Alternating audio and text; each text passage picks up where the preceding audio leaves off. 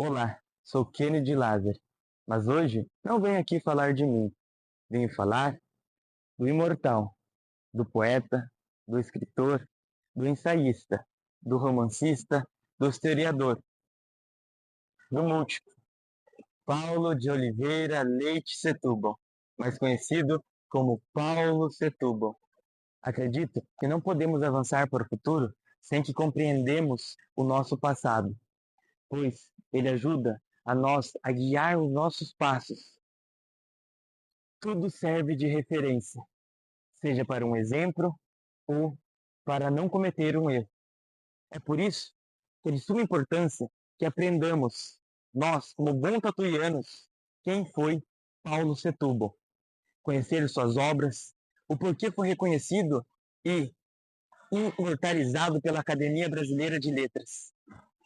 É por isso que esse projeto nasceu, para que nós, dessa nova geração, possamos exaltar e salvar essa guarda-memória do nosso grandioso poeta, escritor e romancista Paulo de Oliveira Leite Setúbal.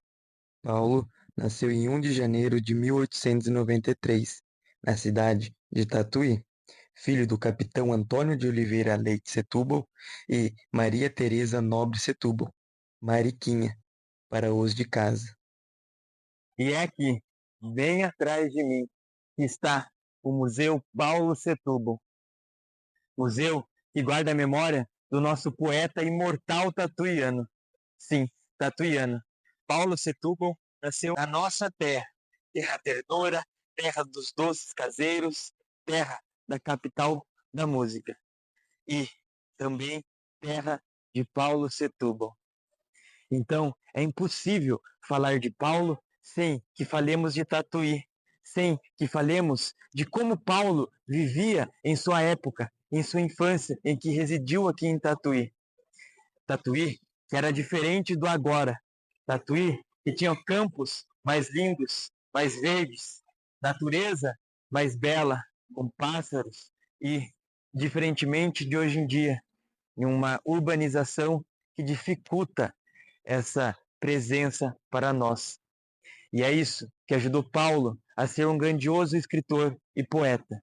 Paulo nasceu poeta, mas é inefável dizer que a Tatuí daquela época o engrandeceu ainda mais na sua escrita. Viver aos redores daquilo que viveu, das coisas que colocou no seu primeiro livro de estreia de poesias, Alma Cabocla. Podemos ver que Paulo vivia encantado pela natureza, pelas pessoas ao seu redor e, mais do que tudo, pela vida e pela sua família. No livro de biografia de Leila Salum, onde fala um pouco de Paulo Setúbal, podemos ver que Tatuí é diferente do agora. Então, lemos um pouco do trecho onde Leila fala um pouco de Tatuí. Tatuí, na época, era uma cidadezinha modesta e pobre, antiga e pitoresca, com seu humilde casário colonial dormitando ao sol. A cidade vivia cheia de presença de animais, vacas leiteiras, cabras mansas, burros domesticados, cavalos de tração, carroças d'água. A vida era risonha e franca, sem atropelos, sem dificuldades urbanas, repleta de deliciosos pregões que enchiam de variadas harmonias. Havia facilidade para tudo. Os homens eram mais unidos e felizes. Os filhos mais ternos e obedientes. As mulheres mais românticas e modestas. Seus moradores, gente simples, viviam na maior intimidade, como se constituíssem uma só família. Foi nesse ambiente harmonioso em que Paulo viveu. Ambiente que influenciou nos seus versos. Aos 4 anos, falece o capitão Antônio, pai de Paulo Setúbal, aos seus 57 anos. Capitão Antônio era um grande juiz municipal, policial e um grande trabalhador para o adiantamento da cidade.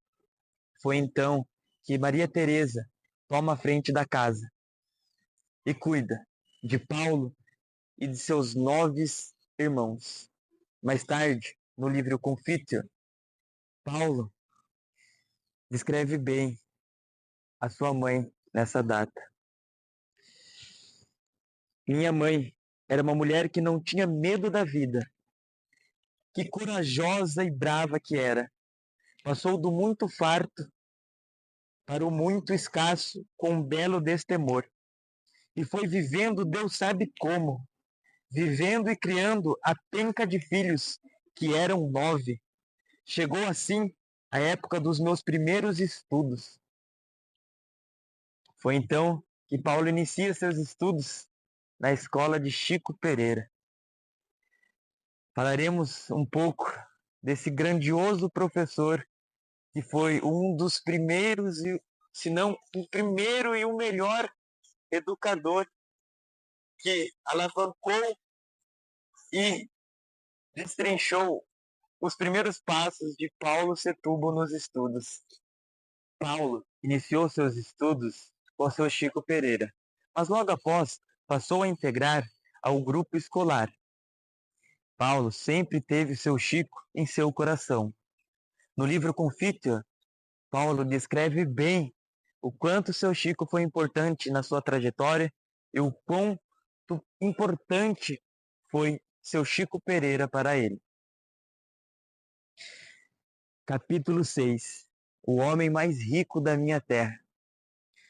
Antes de irme de Tatuí, que eu não tornarei a ver tão cedo, preciso falar aqui de um homem rico que lá vive. De um homem rico, porque amigo, não sei se você sabe, na minha terra há bastantes homens ricos, mas esse é o homem mais rico da minha terra. Da minha terra só não. Pelas cidades em que andei, por países vários que vivi, eu conheci mais tarde outros homens ricos, outros e muitos que eram mais ricos do que os homens mais ricos da minha terra. Pois esse, o que te falo aqui, é ainda mais rico do que todos os homens ricos que eu conhecia. Pouca gente na minha terra sabe disso. Muita pouca gente. Como sabê-lo? Ele é um simples, um humilde, um apagado professor de escola primária. Foi o meu primeiro professor. Chama-se seu Chico Pereira. E foi com a orientação de seu Chico Pereira que Paulo passou a estudar em São Paulo, na escola Nossa Senhora do Carmo, com os irmãos maristas, excelentes educadores. Nessa época, Paulo vivia de vindas e idas para Tatuí e Tietê, onde residia sua irmã Francisca. É então que Paulo publica o seu primeiro poema, Soneto, dia 27 de setembro de 1908, com seus 15 anos, no jornal O Tietê. Vejamos então o primeiro poema de Paulo Setúbal, publicado em jornal. Soneto. Vendo-a passar tão meiga e pura, cheia de graça, tímida e singela, cuidar que essa criança doce e bela é a candidez tornada criatura. Andai assim tão recatado ao vê-la, que esses olhos de esplêndida negrura, macio como as asas de gazela, nunca arderam de amor e de ventura. No entanto, vendo as tardes essa diva, vendo essa deusa triste e pensativa, brincar com os seus cabelos anelados, sabeis o que faz essa criatura linda? Resolve as cinzas tépidas ainda de um rosário de ardentes namorados. Essa foi a primeira participação de muitas em que Paulo teve nos jornais.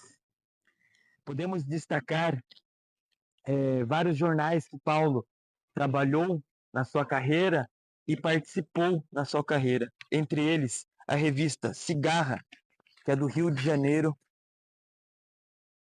Jornais de São Paulo, como A Tarde, o Diário Popular, o Estado de São Paulo.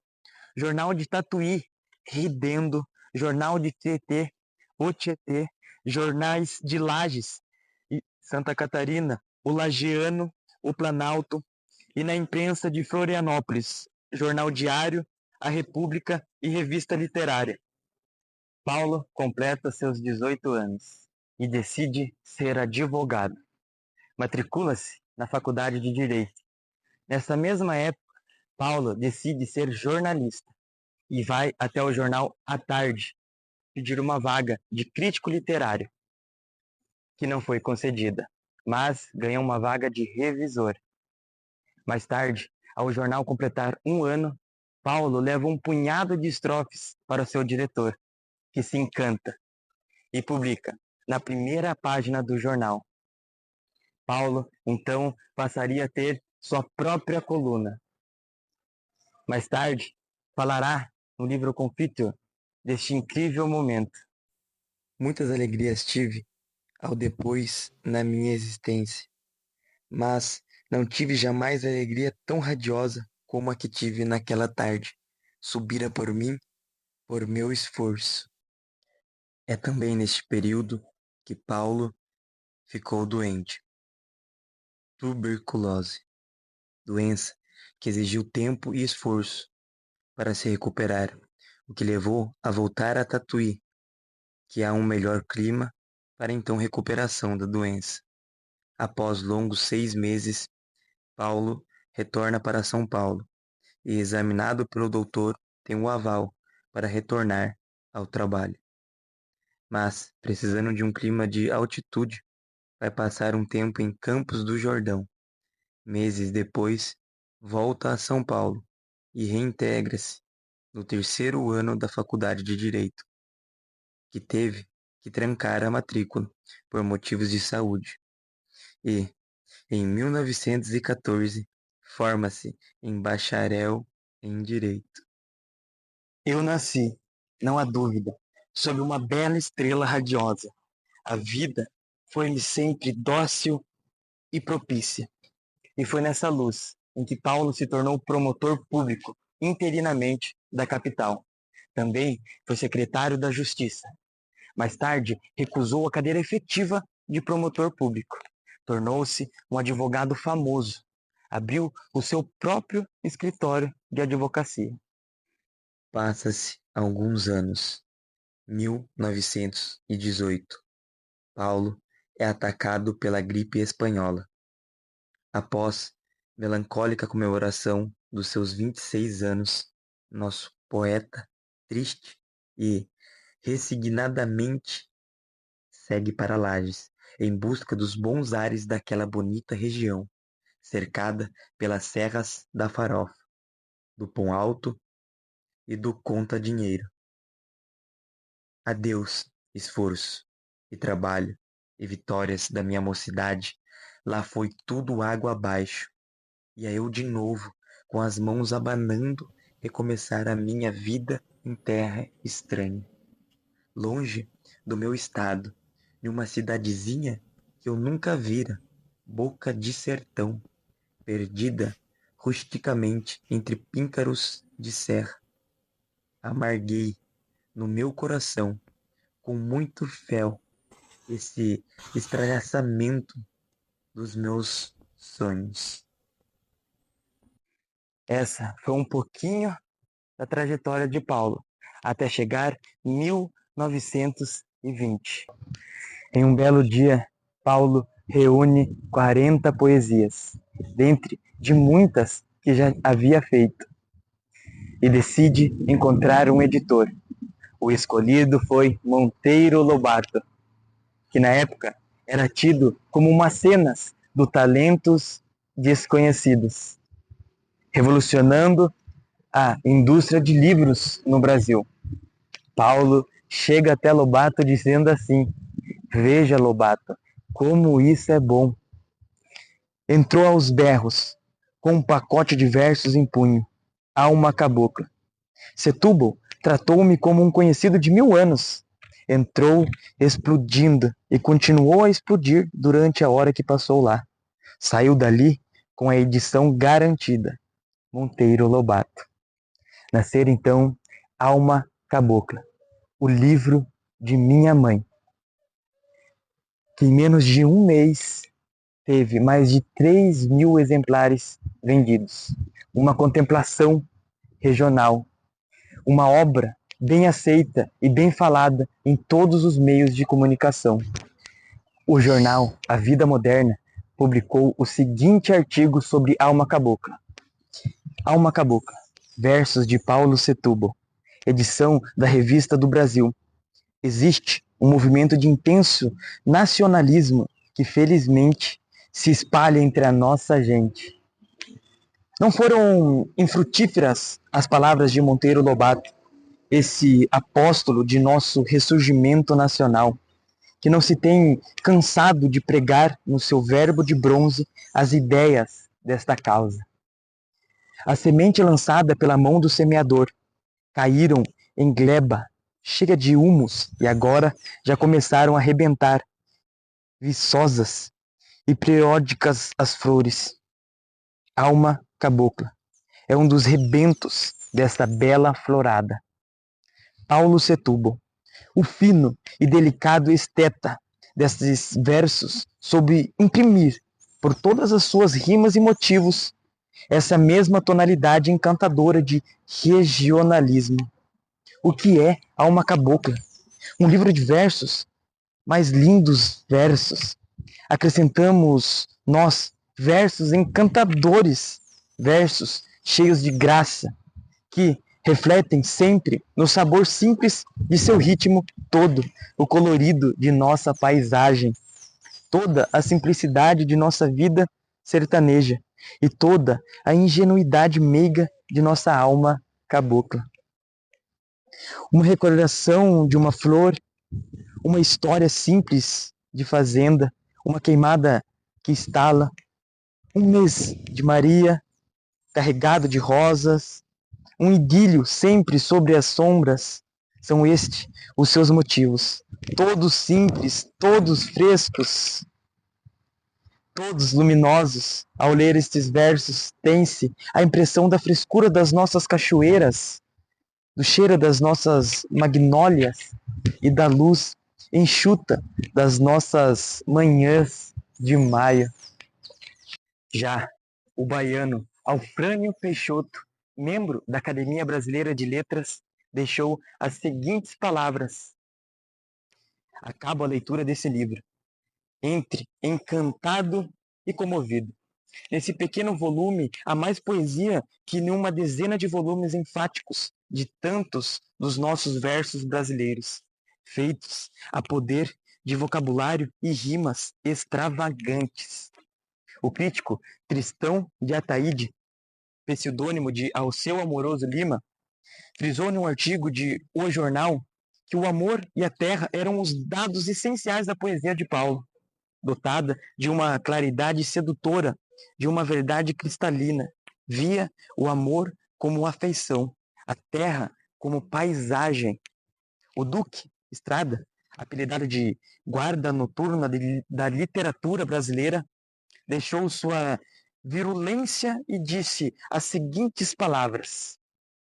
Aqui está um real e autêntico poeta que, embora sem a palheta rica dos grandes pintores, consegue falar a alma, despertar sentimentos delicados e interpretar a verdadeira poesia da natureza.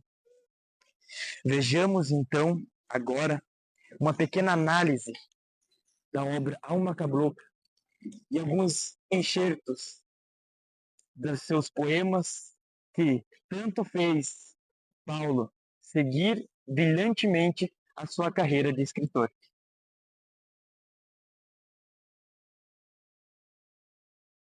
De volta, minha terra. Ai, com que abalo, com que sincera emoção, eu, dando rédea ao cavalo, margeio este fundo valo, caminho do meu torrão. Chego, que festa infinita, como eles me querem bem. Podemos ver a alegria de estar de volta em sua querida terra, a alegria de todos com a ilustre presença do amado Paulo, ou, como o chamavam na escola, Niteza, apelido que vem de boniteza, adjetivo que Paulo esbanjava juntamente com sua boa locução e domínio das palavras.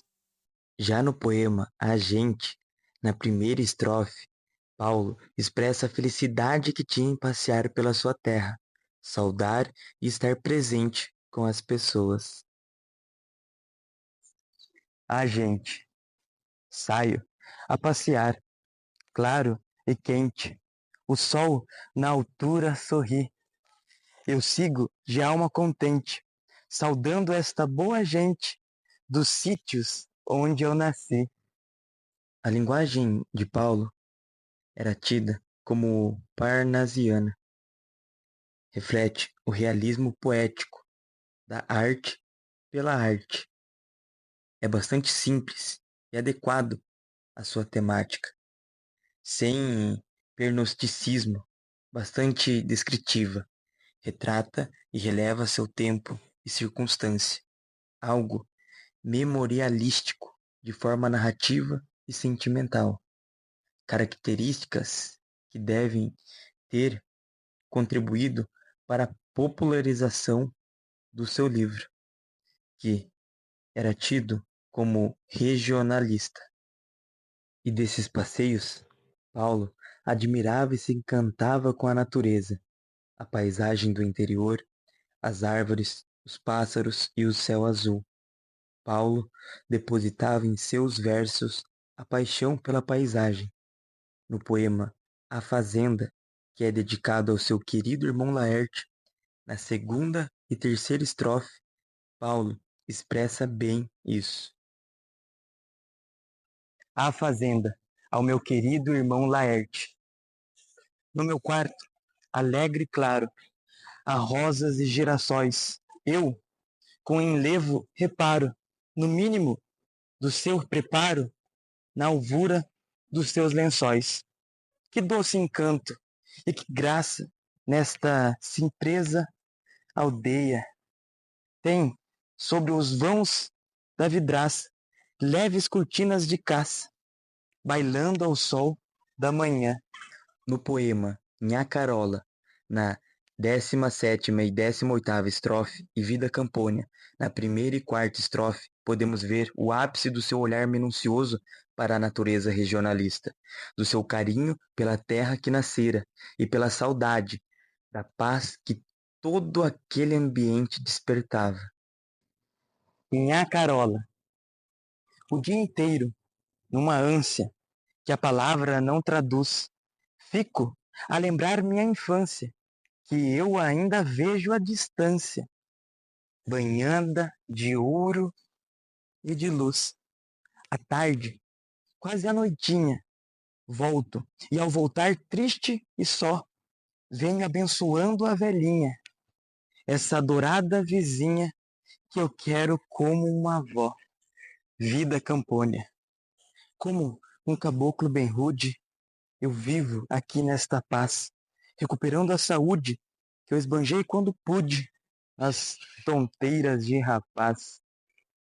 Do mato cerrado e umbroso, vem cheiros de manacás, num pau de alho alto e frondoso, vai um concerto furioso de bem-te-vis e sabiás.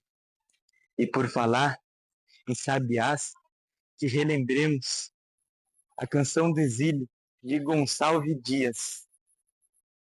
Minha terra tem palmeiras, onde canta o sabiá. As aves que aqui gorjeiam, não gorjeiam como lá. Nosso céu tem mais estrelas, nossas várzeas têm mais flores, nossos bosques têm mais vida, nossa vida mais amores. Não diferente disso, Paulo Setúbal, na 12ª estrofe de Vida Campônia, diz: à noite, o luar que fulgura, por tudo estende o seu véu, brilham estrelas na altura, uma infinita doçura penetra os campos e o céu. Gonçalves Dias, Paulo Setúbal. O que tem a ver em comum? Ambos, em simples versos, expressam o nacionalismo ufanista, patriotismo exagerado por meio da exaltação da natureza. Gonçalves escreveu a Canção do Exílio quando estava estudando em Portugal, expressando sua extrema saudade de sua terra natal, o Brasil. Assim, com saudades de seu país, sentia-se exilado. É o que Paulo transmite no poema Vida Campônia e em muitos dos seus versos, que exploram o quão intenso era sua paixão pela sua terra, pelos seus companheiros e principalmente pela paisagem que sempre estava presente em seus distintos versos. Versos que o próprio poeta, no poema Despedida, expressa seu amor e tristeza de ter que deixar sua terra, reluz a saudade da sua infância e o carinho que tinha com todos. Despedida. Não há cores, não há traços que digam quanto eu sofri ao apertar em meus braços, com o coração aos pedaços, as boas gentes daqui. Que cena! Adeus, Cizenando, Té, a volta, Zé, Chico, adeus. Então, Nhojuca, até quando? E estreito assim todo um bando de velhos amigos meus. Mas é na nona e décima estrofe que Paulo expressa a sua maior tristeza de deixar os campos e entendear-se nas ruas. E aí, que tristeza me invade nesta sonora manhã, com que mordente saudade volto ao horror da cidade, ao pó da vida mansã.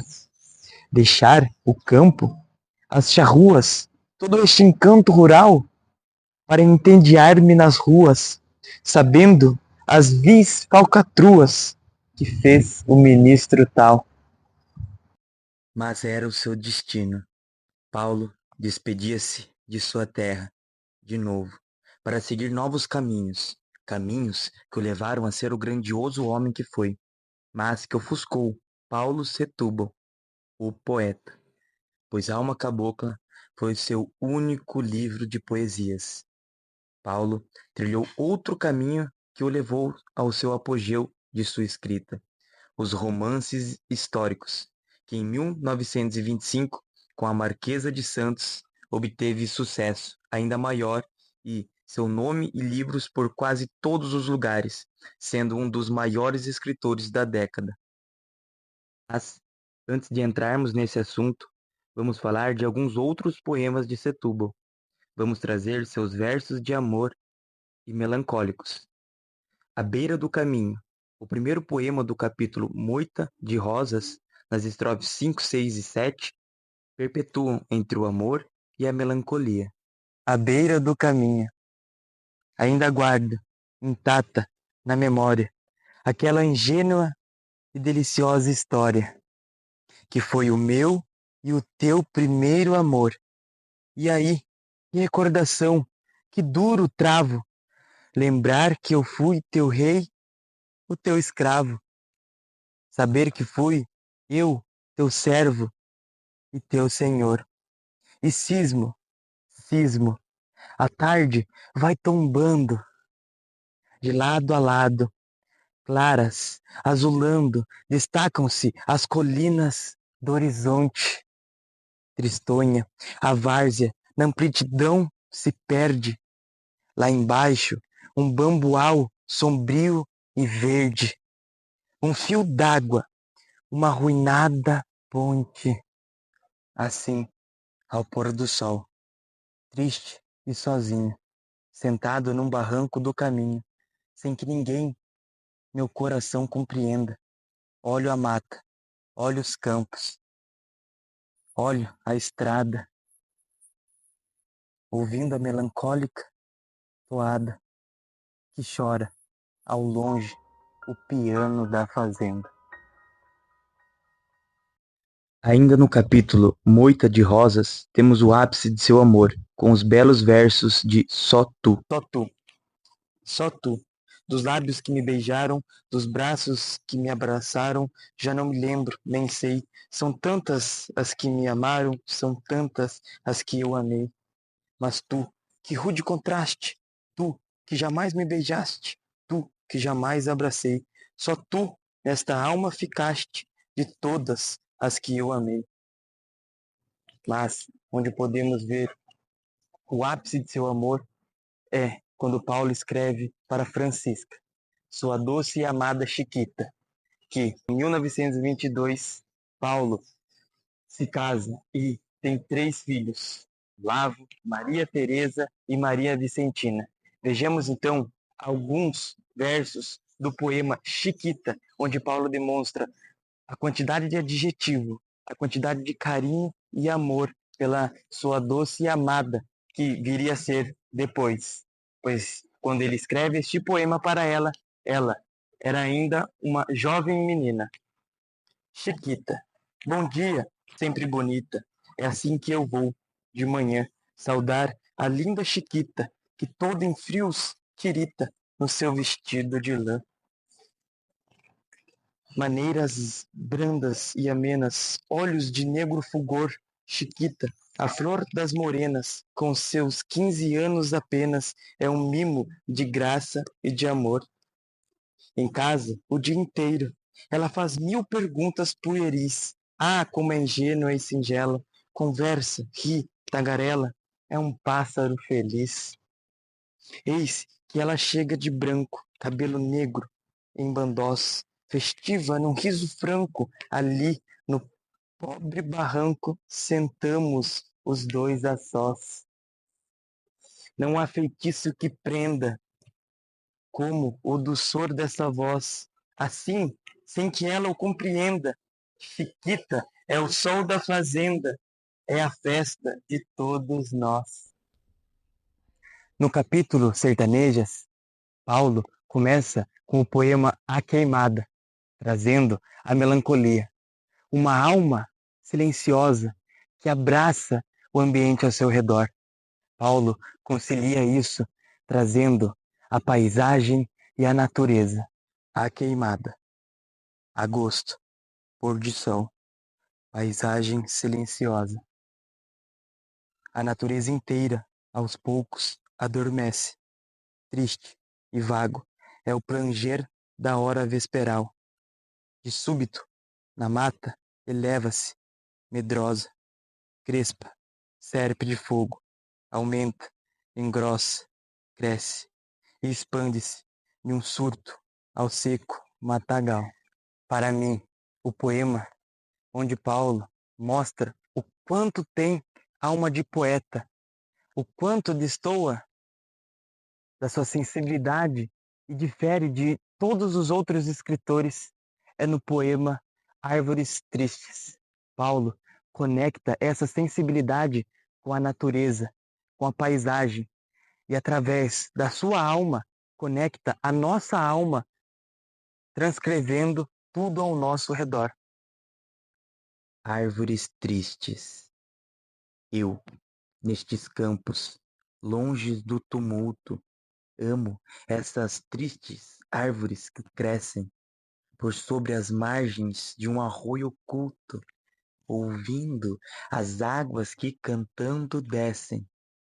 Gosto de vê-las à tardinha, envoltas em uma suave e mística tristeza, olhando os rolos das espumas soltas que encrespam o lençol da correnteza. Tristonhas, plantas, árvores sombrias, como se as torturasse estranha mágoa e as compungissem fundas nostalgias, procuram consolar-se à beira d'água. Ó, vós que amais os campos, nunca as vistes? Desconsoladas, trêmulas, chorosas, pelas barrancas dos arroios tristes, debruçam as ramagens silenciosas. Que importa o sol, que importa a chuva e o vento, se sempre as mesmas ânsias as consomem? Talvez, quem sabe, nesse desalento, palpite e sofra o coração de um homem. Talvez, nessas folhagens, nesses ramos, torturados de angústia e desconforto, sem que a vejamos, sem que a compreendamos, soluce a alma de algum poeta morto. Ai, não turbeis a misteriosa mágoa, a imensa nostalgia em que se abismam. Deixai-as em silêncio, à beira d'água, essas tristonhas árvores que cismam. Não há como ler Paulo Setúbal sem se encantar com os seus versos. Já se passaram mais de um século desde a composição dos seus poemas, mas sua graça e sutileza ainda permanecem e permanecerão.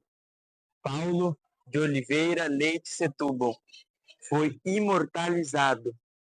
Sua emoção, sua alma cabocla, alma ardente, alma, antes de tudo, de poeta, e por ter sido um inefável poeta, foi um magnífico escritor dos romances históricos. Romances que o levaram ao ápice da sua carreira, principalmente com A Marquesa de Santos, publicado em 1925, que as tiragens alcançaram rapidamente o número fantástico de 50.000 exemplares. O sucesso de A Marquesa de Santos foi tanta que a obra foi traduzida para o francês, árabe, russo, croata e inglês. A Marquesa de Santos, de Paulo Setúbal, é um romance histórico que retrata a vida de Domitila de Castro Canto e Melo, mais conhecida como a Marquesa de Santos, uma figura central na corte do imperador Dom Pedro I do Brasil. Paulo descreve de forma muito detalhada o romance escancarado da Marquesa com o imperador Dom Pedro I. No enredo, conseguimos entender a personalidade dos personagens e a influência das pessoas que os acompanhavam. Estimulado pelo sucesso e pela paixão, Paulo se dispõe a publicar outro romance histórico. Em 1926, Paulo publica O Príncipe de Nassau. O livro é um romance histórico e tem como tema o Brasil holandês, obra que alcançou tiragens sucessivas e traduzida para o holandês. A Marquesa de Santos foi o romance histórico mais famoso de Paulo. Contudo, o seu preferido foi O Príncipe de Nassau, livro que lhe deu a certeza de estar no caminho certo, da aceitação e preferência nacional. Ainda em 1926, Setúbal escreve uma peça teatral, única de sua autoria, Sarau no Paço de São Cristóvão. Fernando Jorge exalta que um dos segredos do magnetismo dos textos de Paulo é apenas este. A sua escrita possuía a mesma vivacidade da sua prosa oral, a flama, o calor, os sobressaltos da paixão, todos os arrebatamentos que fulguravam nas conversas de Setúbal. Ele os punha nos seus textos. Já Rubens do Amaral, em Até Logo, Paulo, na revista da Academia Paulista de Letras, destaca: Paulo escrevia como falava, ou palestrar com ele era saborear páginas de uma obra não escrita, que jorrava e se perdia, porque não estava a seu lado um taquígrafo que dali fosse traduzir originais para a tipografia. Disse até, com malícia, que nos seus livros só havia, sob 1000 formas, um único personagem, Paulo Setúbal. Tanto o autor e a obra se identificavam em natureza e espontaneidade. Em 1927, Paulo lança mais um livro, As Maluquices do Imperador, outro romance histórico, considerado o segundo mais famoso do poeta. Também, neste ano, Paulo é eleito deputado estadual, seguindo uma tradição familiar, visto que seu pai foi vereador em Tatuí e seu irmão, Laerte, fazia política. Mas Paulo ficou apenas 2 anos no cargo e precisou se retirar após se agravar uma doença no pulmão. Agravando-se mais ainda, Paulo precisou ir até a Suíça em busca de bons ares. Lá também fez uma operação com um médico hábil e especialista. Recuperando-se, volta para o Brasil em meados de 1931. Ainda no ano de 1927, o jornal O Combate, Independência, Verdade e Justiça, no dia 27 de junho, publica um artigo sobre o livro As Maluquices do Imperador e rebate sobre a vida de Paulo na política. Vejamos alguns trechos do artigo. Nisso, os supersticiosos poderão ver o mal tradeado pela política. Quando o Sr. Setúbal, mais perto, se acha de ser deputado, apresenta o menos interessante dos seus livros. Começa, pois, a sofrer os maus efeitos dessa megera. A política é capaz de estagnar todas as boas inteligências, de apodrecer todos os valores.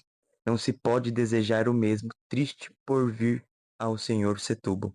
Esperemos que sua inteligência de escritor saiba sobrepor-se à podridão política, a esse mal terrivelmente contagioso que deu cabo do pobre senhor Menotti del Pichia, poeta, escritor e também advogado. Queremos continuar a ler os seus romances históricos, feitos com mais cuidado, com pronomes melhormente colocados. E fuja da política, o Sr. Setúbal, pois, do contrário, acabará como um escritor na tristíssima situação de arneiro.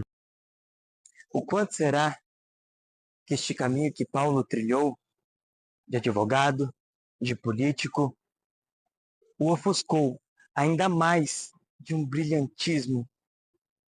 É inegável falar que Paulo teve um sucesso grandioso, mas eu, sendo um poeta, sinto que faltou para Paulo mais de seus versos. Versos que o colocou em seu apogeu. Paulo nasceu poeta, tinha alma de poeta, tinha uma visão do mundo de poeta. E, por ter sido poeta, foi que conseguiu ser um grandioso romancista. Nereu Correia, jornalista e escritor, no livro autoral Paulo Setúbal em Santa Catarina, fala: mesmo escrevendo em prosa, Paulo continuou sendo poeta, o poeta que não quis ser. No ano seguinte, 1928, Paulo lança mais 2 livros: Os Bastidores da História, Contos Históricos e A Bandeira de Fernão Dias, romance histórico. Seguimos em 1931. Embora Paulo tenha feito a cirurgia e os tratamentos, vivia tendo recaídas. Esteve por diversas vezes em São José dos Campos e mais tarde esteve lá internado também no Sanatório Vicentina Aranha, fundado por sua sogra, doutora Vicentina. E grande parte do seu tempo era ocupado na compilação de seus livros, pois muitos deles foram escritos em São José. Em 1932, Paulo participou ativamente da Revolução, mas seu estado de saúde não o permitiu que ele pegasse em armas. Contudo, participou discursando na Partida dos Soldados Constitucionalistas, e um dos muitos discursos de Paulo deu-se o nome de Oração, a qual foi escolhido para fazer parte da antologia de famosos discursos brasileiros, obra que foi incluída na coleção cultural Antologia da Literatura Mundial. Em 1933, Paulo lança mais 2 livros, O Ouro de Cuiabá e Os Irmãos Leme. O Ouro de Cuiabá é composta por crônicas evocando a arremetida dos bandeirantes pelo estado de Mato Grosso, onde descobrem rico filão de ouro. Os Irmãos Lemes, um romance histórico sobre a vida de 2 irmãos, verdadeiras feras, que aterrorizaram a afamada vila de Itu nos idos de 1719.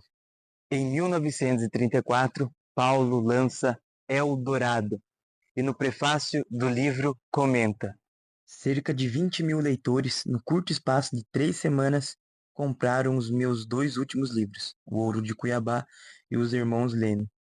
Conto aqui essa miudeza, não como gabo a excelência daquelas obras, o que então seria parvoíce de truz, mas tão somente para dizer a esses leitores que, desta feita, se correrem adquirir o Eldorado, que ora surge, na fiusa de encontrarem aí um romance que empolgue, não abram este livro. Eldorado, saibam-no todos, não passa de sossegada crônica. Por essa época, Setúbal e Lobato eram considerados os autores mais lidos do Brasil. Paulo era admirado. Podemos ver isso no comentário de José Stil.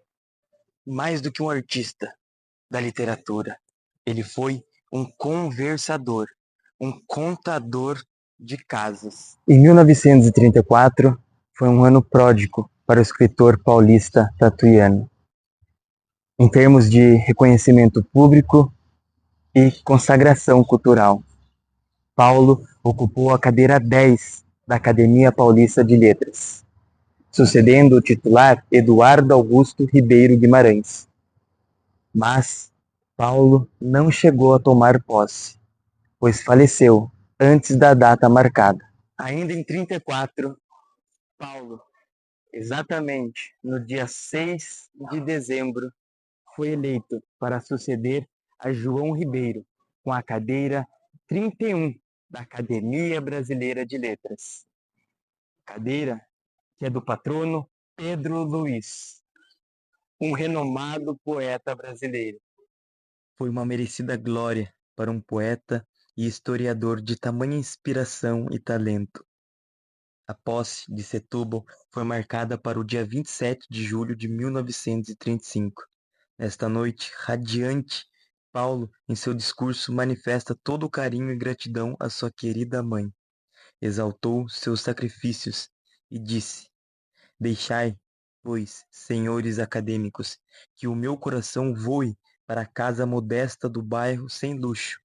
Entre no quarto do oratório, ajoelhe-se diante da velha branquinha, beije-lhe as mãos e, na brilhante noite engalanada deste triunfo, diga-lhe, por entre lágrimas, minha mãe, Deus lhe pague. Que ano para nosso poeta! Que orgulho trouxe para sua mãe, para sua terra, para todos aqueles que viam em Paulo a pessoa que era, poesia em pessoa, membro de 2 academias de letras, membro do Instituto Histórico e Geográfico de São Paulo e Ouro Preto, membro do Instituto Histórico de Pernambuco. Em 1935, Paulo lança mais 2 livros, O Romance da Prata e O Sonho das Esmeraldas. Mais um ano de vigor, até a chegada da véspera de Natal, onde a moléstia volta a visitá-lo de forma violenta. Pressentindo a morte, chama um sacerdote, que o atende solícito, sugerindo: Doutor Paulo, aproveite os últimos momentos que Deus lhe dá para arrepender-se de seus pecados. Paulo relata mais tarde que, vendo próximo seu fim, sentiu a presença do viajor amigo, de olhos suaves, que lhe tomou com ternura as mãos. O que passou nesse encontro, só Jesus e ele souberam. E Paulo reage após alguns dias dolorosos e durante a convalescença pede livros, todos na linha de reflexão cristã. Psicologia da fé, passa a ir à igreja uma vez por semana para comungar. E é assim, como católico praticante, que entra no novo ano, já Em 1936, Paulo diminui o seu ritmo de trabalho, mais e mais, no ritmo que a insidiosa moléstia vai minando o seu organismo, dia a dia, sem trégua. Paulo passa a não sair de casa e os amigos o visitam. Em certa tarde, com os amigos, Paulo pede à sua mãe, Dona Mariquinha, que conte algum caso interessante ocorrido em Tatuí durante sua infância. Dona Mariquinha, em um tom bem-humorado, responde: Contar para quê? Para você mudar os nomes? Fazer uma história e incluir no seu próximo livro? Dona Mariquinha conhecia bem o filho que tinha. Todo contador de história acaba virando um caçador de histórias. E Paulo já estava trabalhando em mais um livro. Desta vez, algo diferente do que já escrevera. Era um drama real vivido por ele mesmo. Estava decidido a escrever suas memórias, suas confidências. Confiteor. Eu confesso. A esse trabalho que os meus olhos não verão em livro. Confiteor. Ensaios históricos. São lançamentos póstumos de Paulo, que em suas palavras já sabia que não conseguiria chegar a ver, pois sua tuberculose piorava cada vez mais. Ainda em 36, Paulo tinha em mãos um rascunho de romance, O Filho, seu primeiro livro de pura fantasia em que assoprara nos heróis paixões más e desenfreadas. Nesta época, Paulo estava mais próximo de Deus e disse: É um livro ruim, não edifica ninguém. Não publico este livro. É um livro que o escritor, sendo católico, não tem o direito de lançar a público. Mas quem realmente o convenceu a não publicar foi sua filha Teresinha, que, enferma, pede ao pai para rasgar aquele livro feio, afirmando que alguma coisa dentro do peito diz para dizer isto ao pai. E já perto do Natal, Teresinha propõe ao pai que fique sem presente, desde que o romance seja rasgado. É chegado o Natal, e então Paulo entrega um presente à filha, que ao abrir se surpreende. É as cinzas do rascunho do romance que havia queimado e guardado para mostrar que cumpriu o pedido da filha. Foi o último Natal que passaria com sua família. Um Natal íntimo e aconchegante, muito lindo e bucólico em São José dos Campos. Confiteor é um livro escrito entre a vida e a morte. Mostra-nos o encontro de Paulo com Cristo. Nos ensina a maneira de chegarmos até Ele, através dos reveses que Ele nos envia. O sofrimento é uma dádiva do céu. Paulo, de uma forma poética, discorre sobre a vida existencialista, sobre seu encontro com Deus. Estando próximo do seu fim existencial, Paulo coloca em Confiteor toda a sua sensibilidade. Leila Salom, no seu livro autoral sobre a biografia de Paulo, diz: Quem lê Confiteor poderá ler, afinal, seus próprios problemas, revestidos de uma luz de poesia, com uma clareza de coração despida de preconceitos. 1937. Vem, Paulo. O Senhor é teu pastor, nada te faltará. Vem, Paulo. Um novo caminho te espera. Diante de um sacerdote, faz suas despedidas. Pede a tábua sobre a qual sentado, em sua cadeira de enfermo, costumava escrever, e a beija com lágrimas. É um comovente adeus do escritor. Dá seu último recado a seus amigos. Diga aos meus amigos que eu morro feliz, porque tenho fé. Não quero viver ou morrer, seja o que Deus quiser. Deixo o mundo que nada vale para ir me encontrar com Cristo.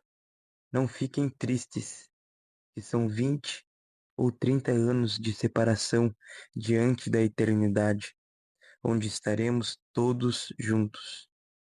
Morro feliz, muito feliz. Vou, enfim, ver meu Jesus. Às 4 horas da madrugada do dia 4 de maio, o sacerdote traz sua última comunhão, sua fiel esposa, na cabeceira do poeta.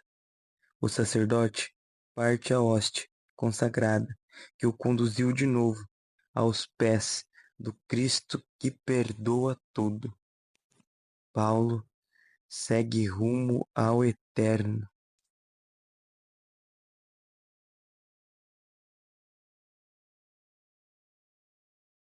O dia de hoje amanheceu tétrico. Nada mais triste que, em vez do sol da manhã, o dia comece morto, empapado de chuvisqueiro, sem luz no céu e só uma lama peganhenta nas ruas. E as folhas vieram agravar aquela tristeza com uma notícia profundamente dolorosa: a morte de Gaspar Ricardo. As folhas da manhã, e como se não fosse bastante, as da tarde informaram-nos de outra coisa profundamente estúpida: a morte de Paulo Setúbal. Seriam a chuva e o tom plúmbeo do céu, as lágrimas e o crepe da natureza diante de dois desastres irreparáveis? E está morto Setúbal. A morte sabe escolher. Pega de preferência o que é bom. As pestes ficam por aqui até o finalzinho. Morreu Setúbal. E com isso, a nossa terra está podada de algo insubstituível. Onde? Em quem?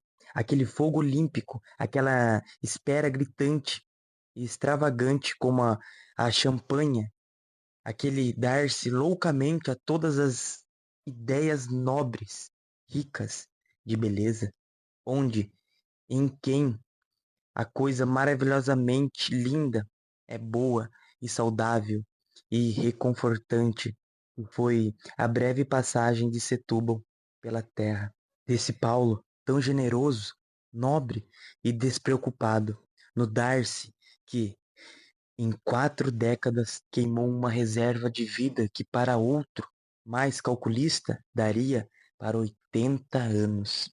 Sim, o céu ontem fez muito bem em chover. Setúbal mereceu grandemente essa homenagem, esse misturar das lágrimas do tempo com as dos seus amigos. Monteiro Lobato, que juntamente com Paulo foram os autores mais populares do Brasil nas décadas de 20 e 30. Após o lançamento de suas obras completas, a vendagem dos livros de Paulo chegou a quase 500.000 de exemplares. Paulo, com sua alma cabocla, chegou nos corações de milhões de pessoas. Quando leio Alma Cabocla, me recordo da minha não tão distante infância, onde cedo, antes da aurora do dia raiar, estava de pé. Levantava-me feliz, já com um copo com um fundo de achocolatado rumo à mangueira e um caminhar inesquecível com meu avô, para tirar leite das vacas e tomar leite direto da teta da vaca. Lembro-me dos pés de jabuticaba, onde perdíamos a noção do tempo em cima do pé e enchíamos a barriga de tanto saborear aquela deliciosa fruta. Ainda mal caminhava sozinho, com minhas próprias pernas, mas já empunhava em minhas mãos a pequena enxada que meu avô fizera especialmente para mim. Andava atrás dele pelos pomares e cortava tudo: mato, pé de milho, alface, mandioca, não sabia de nada. Hoje, recordando dessas cenas, vejo que tinha tudo.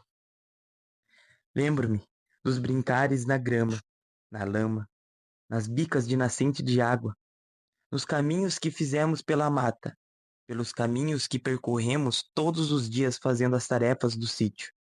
Cavar buracos para fazer cercas, tratar das galinhas, das vacas, regar a horta, aparar a grama, podar as flores, as árvores, fazer tudo isso e um pouco mais. E ainda aproveitar o ar puro da natureza, ouvir os pássaros, cantarolar, ver a infinidade de tons de verdes, sentir o cheirinho do hortelã. Ah, não há vida melhor pelas manhãs. Ainda sobrava tempo para brincar. Futebol com os primos e irmãos. Esconde-esconde. Escondia-me tão alto nas árvores que me sentia como um João de Barro, passarinho que gosta de fazer sua casa no topo dos galhos. Brincávamos de cabra cega, íamos na areia movediça, brincávamos até de jogar fezes seca de vaca um no outro. Eram tantas coisas, o tempo era infinito e ainda tínhamos liberdade para pensarmos. Não tínhamos aparelhos eletrônicos que nos aprisionavam dentro de casa. Sinto saudades, assim como Paulo sentiu da sua querida Tatuí. Sinto saudades das vezes em que subi nas árvores, das vezes que plantei feijão, das vezes que acordei ao som das aves. Tudo está guardado no meu coração. Minha alma canta o vento do sítio. Que saudade eu tenho do cheiro de terra molhada, uma grama verdinha, uma horta arrumada. Ah, quanta saudade da minha terrinha. Saudade das noites estreladas, noites que até hoje não vi igual. Brilho que parecem labaredas, escuridão que não causa nenhum mal.